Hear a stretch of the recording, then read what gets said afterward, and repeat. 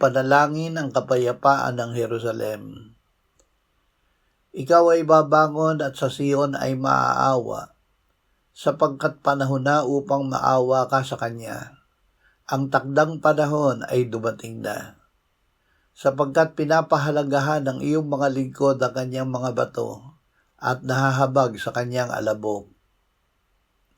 Idalangin ninyo ang sa Jerusalem na kapayapaan.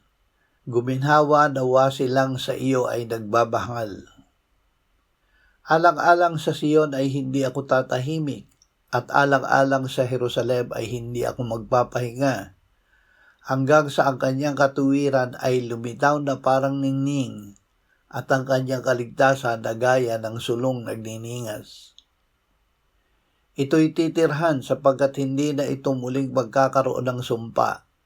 Ang Jerusalem ay tatahang tiwasay. Ama, paghariin mo ang iyong kapayapaan sa Jerusalem. Gapiin mong lubos ang kanilang mga kaaway na nangdidigma sa kanila. Amen.